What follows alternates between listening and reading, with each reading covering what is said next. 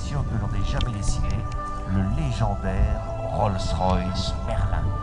Le moteur du Spitfire, le moteur du Lancaster, le moteur du Mosquito. C'était ce moteur qui, construit sous licence par Packard, s'est retrouvé dans le nez de cet avion. Et il a donné ça. Il a fait du A36 Apache presque oublié.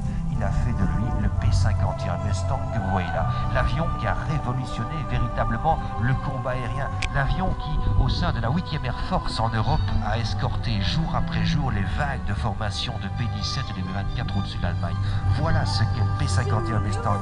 Ici dans sa version la plus célèbre, la version D, avec le cockpit en goutte d'eau. Regardez.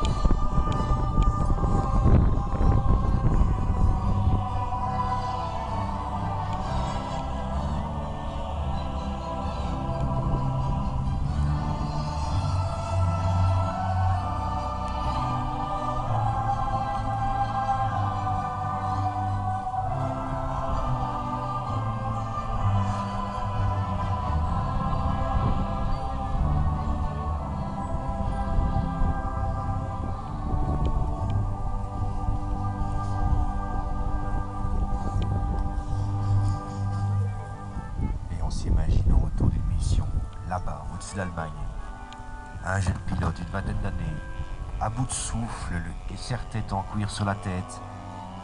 Il survole son terrain quelque part dans le sud de l'Angleterre. Il sort son train, courte finale annoncée, la piste est claire, on a tiré une fusée verte. Les uns après les autres, les chasseurs d'escorte, on les imagine, qui ont laissé la place au P-38 Lightning à long rayon d'action pour la pénétration profonde au cœur de l'Allemagne. On les imagine revenir les uns après les autres. Les voici au-dessus d'Oxford, de Biggin Hill, je ne sais pas. Retour des missions de combat pour ce P-51 Mustang. Celui qu'on a surnommé par après la Cadillac de l'air. Regardez ça. Avec Cédric, qui je vous disais a adapté son pilotage au millimètre près par rapport à la personnalité du grandeur. Atterrissage de combat sous vos applaudissements, voilà, joli. Nous étions dans une page histoire.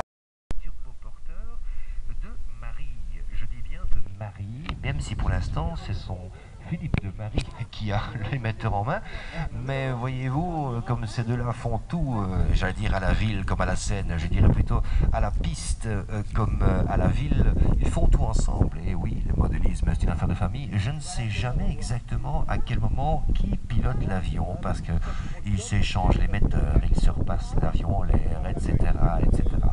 Ces deux avions-là ont l'habitude de voler de concert avec, là encore, rappelez-vous l'ami Cédric il y a quelques instants avec son P-51 Mustang, eh bien ils ont l'habitude de s'adapter à leur machine. En clair, comme on dit, de respecter l'enveloppe de vol des grandeurs. On l'a dit, ce sont des maquettes. L'enveloppe de vol, ce sont en fait les limites de ce que peut faire l'avion grandeur. On n'imagine pas un Airbus passer un tonneau ou un looping par exemple. Eh bien, ça veut dire qu'il a une enveloppe de vol définie. Ces avions aussi, et vous allez voir que ces pilotes respectent leur machine exactement comme s'ils étaient à bord d'un grandeur. Didier vient de partir avec le Piper PA-18 et voici Philippe qui part avec une banderole en remorquage derrière. Et voilà, c'est comme le port-salut, c'est marqué dessus, même si c'est à l'envers pour l'instant. C'est bienvenue, la banderole de bienvenue. On vous salue, amis du public, et je le montre d'ailleurs. Bienvenue à bord, vous êtes, eh bien, lors, ici, à Beugin, pour l'édition 2012 du show du MACA, le Model Club d'Artois qui vous accueille. Je vous laisse savourer quelques instants cette mise en l'air de ces deux machines, et on en reparle dans un instant, tout de suite.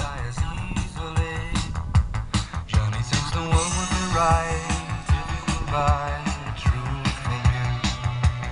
Harry says he changes his mind more than a woman, but she made him beg, even when the chance was slim. Avec, eh bien, à droite en virage là-bas, donc le Pilatus turboporteur dans un de ses rôles les plus classiques. Mais oui, ça c'est carrément un avion, comme on dit, utilitaire. Hein. C'est l'avion à tout faire, l'avion qui largue des parachutistes, jusqu'à 10, parfois 12 parachutistes embarqués, ou bien qui fait du remorquage de planeurs, ou comme ici, de banderoles. Remorquage de banderoles, c'est un rôle qui a souvent été dévolu également à l'autre avion qui est là, le PA-18, qui vole pour l'instant, volet sorti, il vient de les rentrer je crois. Le PA-18, eh bien, c'est l'évolution du légendaire J3, le Piper Cub, que tout le monde connaît dans sa décoration la plus classique, le jaune, avec le liseré noir sur le flanc. Ici, PA-18, eh bien, c'est une évolution du fameux J3. Entendez par là que l'original, le vénérable J3, eh bien, vola à l'époque avec un petit moteur de 65 chevaux. C'est presque dérisoire, évidemment. Le PA-18, quand on s'est rendu compte du potentiel incroyable d'un Piper Cub, eh bien, forcément, une version avec un moteur puissant, un capomoteur redessiné pour recevoir un moteur de 4 cylindres à plat. Et le 18 qui est là-bas au-dessus, comme le Pilatus qui passe devant vous, servi dans le rôle de remorqueur. Passage très bas et top largage, bien sûr. On ne se pose pas avec le banderole. Je vous laisse imaginer la traînée monumentale.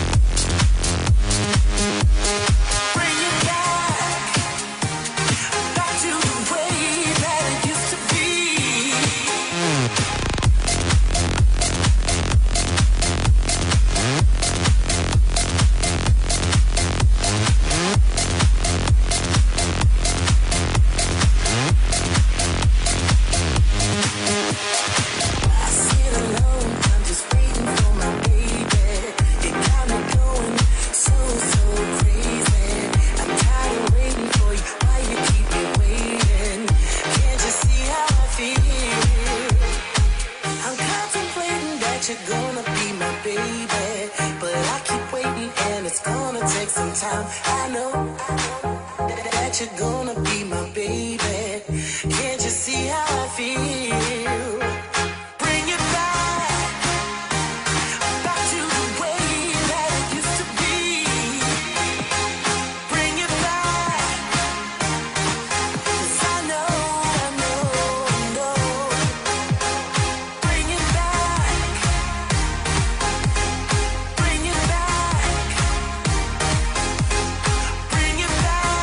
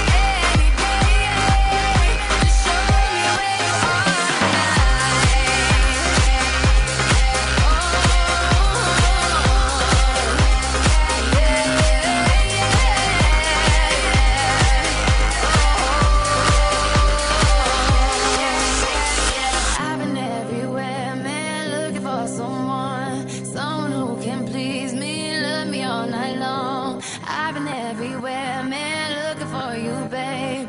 Looking for you, babe. Searching for you, babe.